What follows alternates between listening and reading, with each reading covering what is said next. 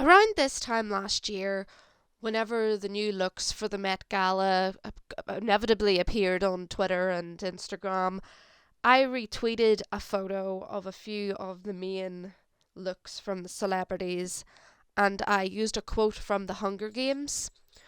What do they do all day, these people in the capital, besides decorating their bodies and waiting around for a new shipment of tributes to reel in and die for their entertainment? And the reason I used that quote was because every time these looks for the Met Gala come out, I see all these ridiculous fashions, these clear exclamations of wealth, and I can't help thinking about how it reminds me of the capital citizens in the Hunger Games trilogy. So decorated, so extravagant, so insane. So much money put in to events like this and costumes like this and invites to even get these celebrities here. And there's people starving on their doorstep. Before we talk about the rest of what I wanted this video to be about in regards to the Met Gala, we need to know, what is the Met Gala? Because I didn't know exactly. All I knew was that once a year, around May time, all these celebrities get together and there's a theme and they dress extravagantly, and all people do on Twitter is talk about this person didn't follow the theme, this person did follow the theme. Can you believe that all men do when they go is wear black suits? Anyone who shows up in a black suit should not be allowed in. If you're expecting that kind of commentary, you're not going to get it. I'm not, by no means at all, a fashion buff. That's not what I'm here for. I wouldn't know if this person followed the theme correctly in comparison to this person. I want to talk about something else in regards to the gala. But like I say, first we need to know, what is the Met Gala? Well, according to Glamour magazine, the gala is a fundraiser dedicated to New York City's Metropolitan Museum of Arts, the Costume Institute, formerly named the Anna Wintour Costume Center, in homage to the American Vogue editor-in-chief, who has been a chair member of the museum's gala since 1995. The benefit was founded in 1948 by publicist Eleanor Lambert to encourage donations from New York's high society. There's usually a theme. I think this year was Karl Lagerfeld because he passed away. And there was a couple of people who I know followed the theme this year because he had a cat. I think he left all his wealth to his cat, and Doja Cat dressed up as a cat, and I think it was Jared Leto wore a big massive cat costume that looked like Karl Lagerfeld's cat. Basically, it's a fundraiser, and I'm all for charity. Trust me, I have nothing wrong with raising money for charity, because charity is one of those things that, like, there's no wrong way to do it. Even those people who, like, do it for attention, like they have people recording them giving a donation to a homeless person, at least that homeless person still got the money, you know, or got the food. It's not exactly the most ethical way of doing it, but at least someone got something out of it.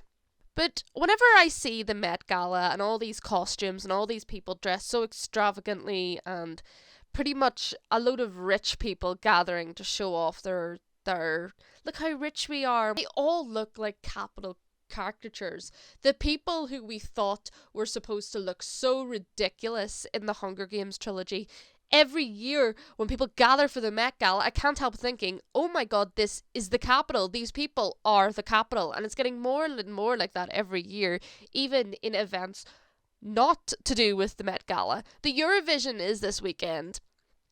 And because I wasn't going to make this video because I missed the Met Gala. The Met Gala was last week, but last week was a bad week for me, so I didn't record a video.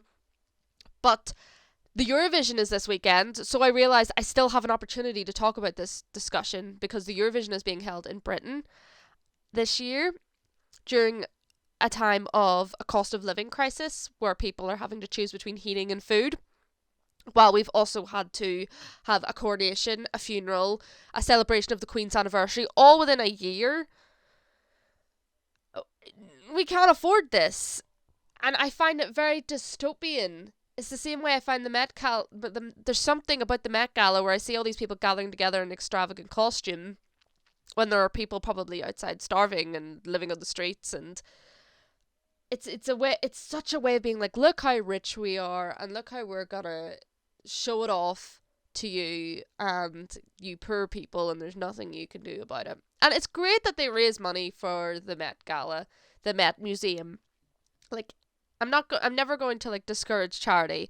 I just find how it just strikes me so strange how they look so much like the people in the Capitol in the Hunger Games who enjoyed watching poor people fight to the death until only one remained, and they could make them their next obsession and celebrity.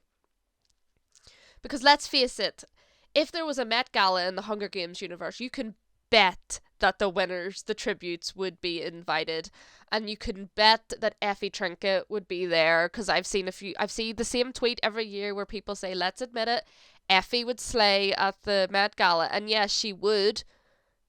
But also the point of Effie was that she was a capital citizen. She was a product of the capital, and throughout the book series, she grows to learn how the way that she idolized the Hunger Games and wanted to have a winner of her own, how like she grew to fall, like to realize, oh, these people who I was mentoring this whole time, I actually care about them. Because in the second book she's like, they're gonna have to go in again and I don't want them to go in again. I've grown to care about them.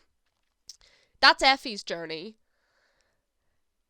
Effie would slay at the Met Gala because her entire appearance, her costumes, her outfits, they were all products of the industry that enjoyed slaughtering children and showing off their wealth while slaughtering those children.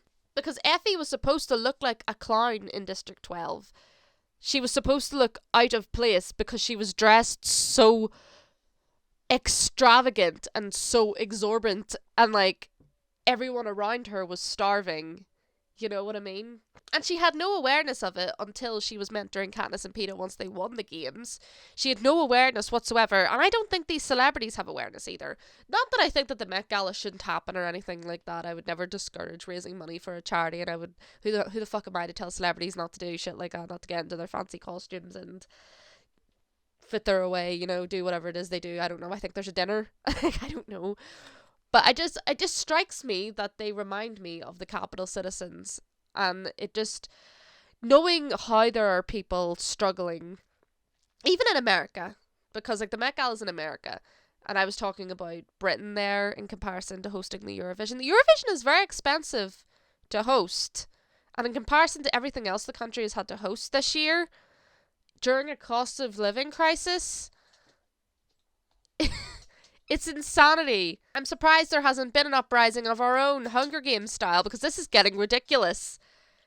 But even in America, there are people struggling to pay their rent. There are people struggling to feed themselves. There are people struggling to just live day to day because of the shit pay that they get, or because they can't get a job, or because they're unwell and they can't work.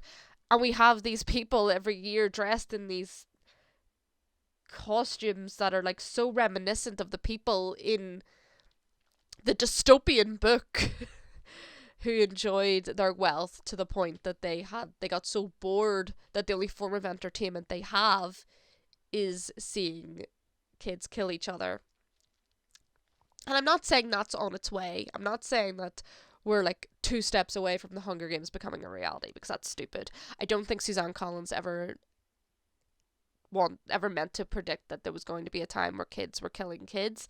It was more a commentary. When you commentary on these type of things in books, you kind of make it to the extreme. You kind of push it to the point where it's like at its most extreme ends to kind of prove a point. Like in 1984, there are cameras in every house to make sure that you're not disobeying the government, whereas in reality it's just our phones. It's just our phones. Like our phones, maybe our phones are, because people cover up their web cameras all the time. Maybe they are. I don't know. But usually when they're doing commentaries like this, when Suzanne Collins did the kids killing kids thing, it was a commentary on reality TV and people's reaction to celebrity, and also whenever the uprising and stuff happened, there was commentaries on government and politics and police brutality and how the lower class are treated in terms of just being pawns for the higher class, you know? And what I'm saying is that don't think that the Met Gala is an example that like in a few years' time kids are going to be killing kids for the entertainment of celebrities. I just find it fascinating when I find something else that kind of rings true from Suzanne Collins's books, because these people are capital citizens. These people are what she based those people on. Again, I don't think they would enjoy seeing kids killing kids. Of course they wouldn't.